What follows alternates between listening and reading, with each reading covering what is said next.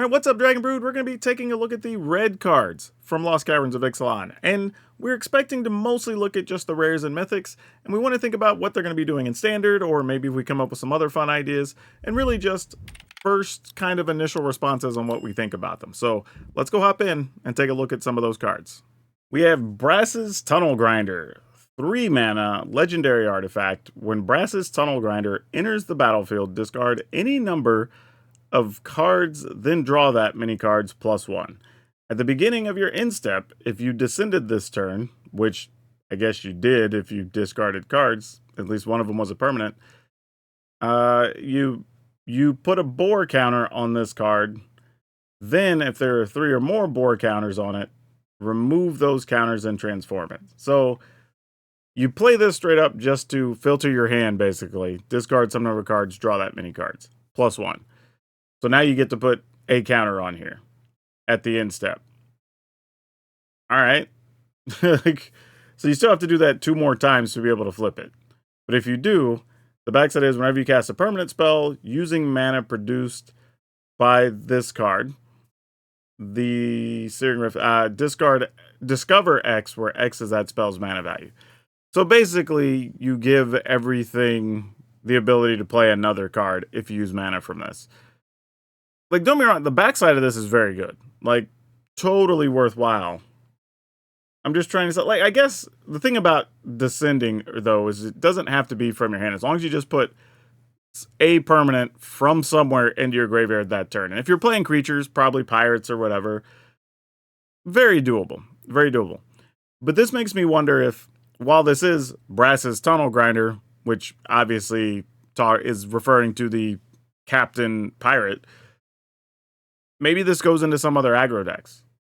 Like, think about some Gruul aggro deck that kind of wants to play this. It says, okay, well, I'm going to get rid of these junk, get my hand better, and I get an additional card. Boom. Even if you just discard 1 to draw 2, right? That's still fine. And then on the backside, okay, now every time I play a creature, I'm going to get something that's equal or less in value off the top of my library just by using this. Like, that actually is viable. Like, it seems a little crazy because you are going to just, I don't want to say waste a turn, but kind of waste a turn just paying 3 mana for the front side. But the backside's actually high value. So I could be into this. And now, admittedly, I'll still stand by the fact we have a lot of cards that are being exiled and everything else for your creatures, and stuff isn't going to the graveyard between, like, Ossification, Sunfall, whatever. Hell, there's even the black one that is in the infect decks or toxic decks that exile a 3 or less or whatever. Like, so there's a lot of that. That's an issue. But if you do have stuff going in the graveyard, even in creature fights, the backside of this could be very, very good. All right. Ojer Axonil, Deepest Might. 4 mana, so 2 red for a 4/4. Legendary God with Trample. If a red source you control would deal an amount of non-combat damage less than Ojer Axonil's power to an opponent, that source deals damage equal to this card's power instead. Okay, that's a weird thing. Okay, we'll come back to that. When Ojer Axonil dies, return to the battlefield tapped and transformed under its owner's control. Okay, so simple part. It's a 4 mana 4/4 with Trample. Mostly fine. Upside is if you have cards that are dealing non-combat damage to an opponent, that not to a creature, that source deals damage equal to this card's power. So it deals 4. So like if you did Play with Fire to the opponent, instead of dealing 2, it's going to deal 4 because it deals equal to this card's power. So that's a pretty big upside for something like this, for sure. But what's the flip? Oh, if it just dies, it flips. Okay. And then you can tap for red or pay 3 and tap it. You transform this.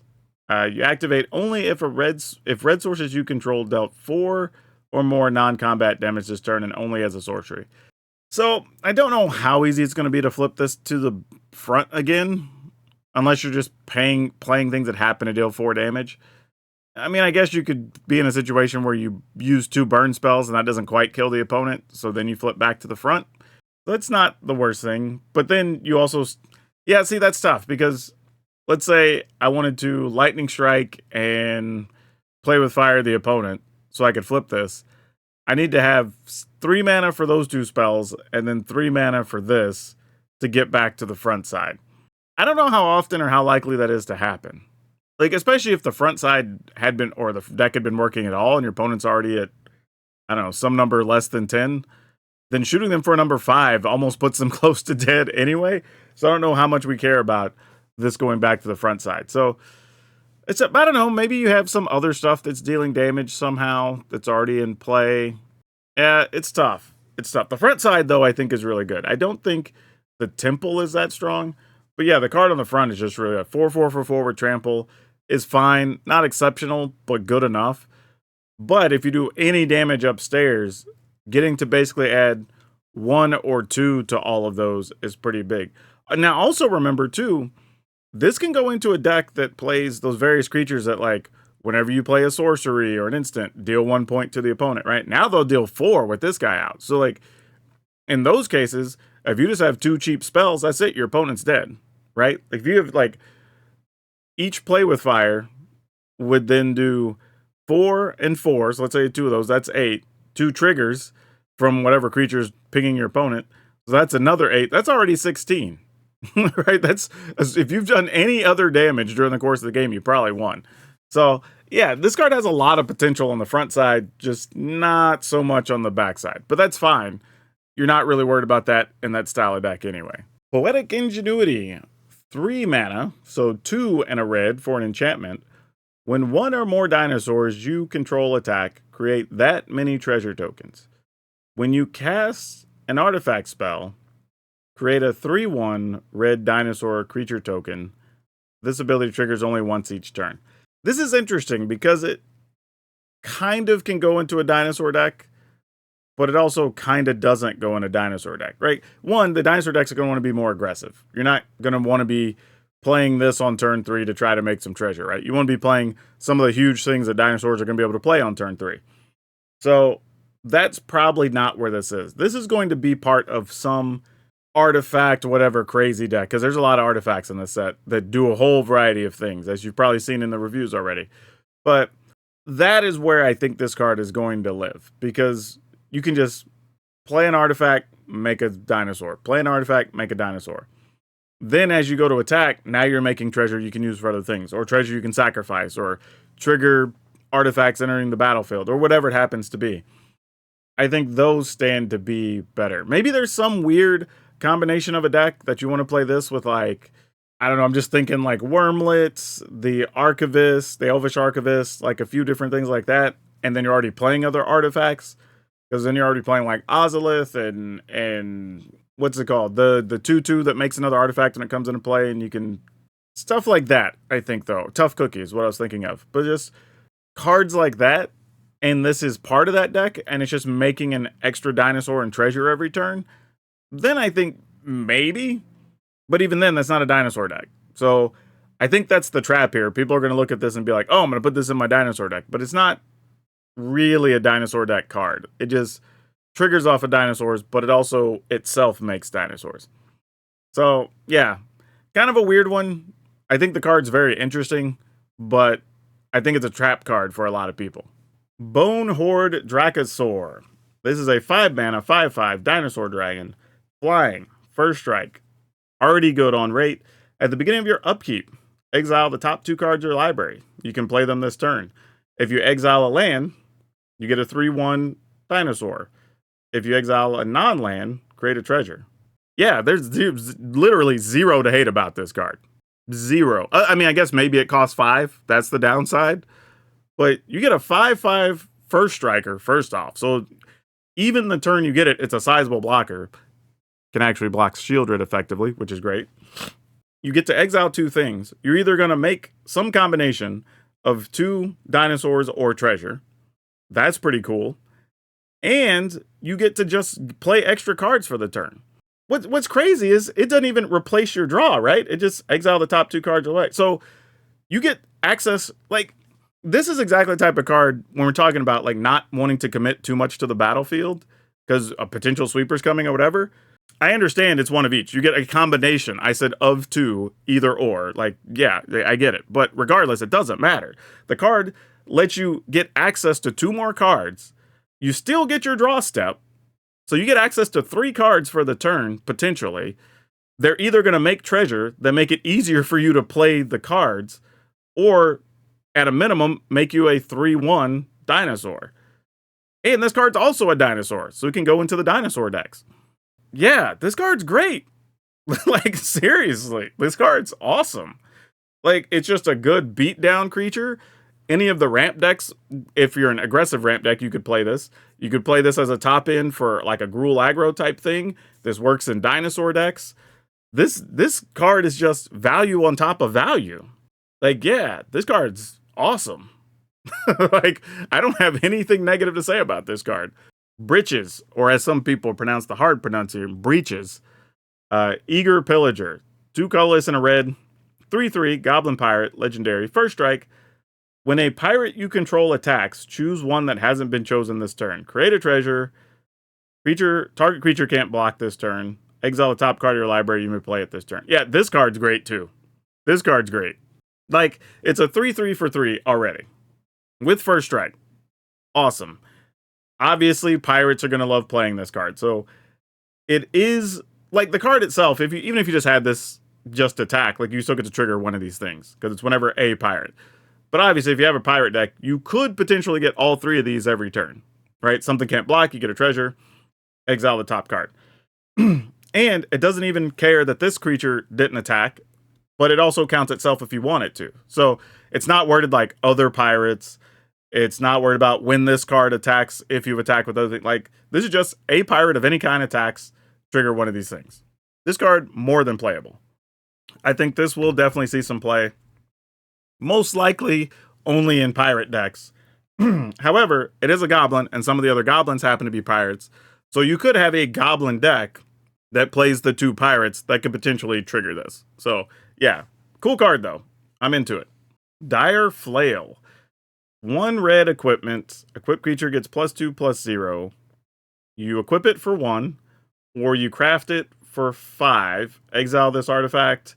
Exile another artifact you control, or an artifact from your graveyard, and it returns as Dire Blunderbuss. Equipped creature gets +3/+0, and has whenever this creature attacks, you may sacrifice an artifact other than this. When you do, this creature deals damage equal to its power to target creature. Wow. Okay. So this is interesting. So it's affordable equipment. 1 mana, 1 to equip. Actually good on its own and could actually see some play. So nothing wrong with that.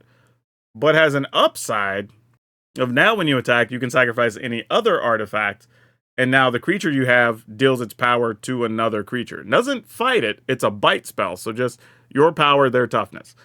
The thing about this, though, is in a pirate deck, a lot of pirates are probably going to be producing treasure or care about treasure, and you can sacrifice treasure to trigger this ability. And that's very cool. And the backside also equips for just 1 mana. This very likely gets some play. This is a cool card. How much play, I don't know, but it's super cheap to use, to equip, to cast. The craft ability is a bit pricey, so that's the one thing holding it back. But cool card still. Now, worthy of being a rare, I don't know, but it's pretty cool. Hit the Motherload. I love the name. 4 and 3 red for a sorcery. Discover 10. To discover 10, exile cards from the top of your library until you exile a non-land card with mana value 10 or less. So basically like Cascade of sorts. You cast a card without paying its costs, or put it into your hand. If the discovered card's mana value is less than 10, create a number of tapped treasure tokens equal to the difference. This card is wild, yo. Like, so you pay 7, and then you just flip cards until you get to something that costs less than 10, which is going to be everything in your deck. So let's say you get something that costs 4, then you get your 4 mana thing and 6 treasure. This is kind of cool. I don't know, like, obviously it has to be something we're trying to do. I was literally just about to say that. MTG Beast just said, like, this card in a food fight deck. I was literally just thinking that. It has to be something like that, where you're generating a bunch of treasure, ramping to your payoff, right? But this is what I'm going to try to use. I don't think it's like top tier deck, you know, tier 1, nothing like that. But I think this opens the door for a lot of very fun stuff. If you play commander decks that care about treasure or mana ramp or whatever, obviously this is a card you want to play in those decks. But yeah, this is fun. And it's on theme. It's a bunch of pirates finding this giant pile of treasure. Like, yeah, this is cool. I like this card. This is just a fun Magic card. I'm into this. What do we got here? A legend, it looks like. So we have Inti, Seneschal of the Sun. Colorless and a red for a 2/2 human knight. So if you're still looking for knights, here's an option in red. Also a human, which could matter. Whenever you attack, you may discard a card. If you do, you put a +1/+1 counter on target attacking creature.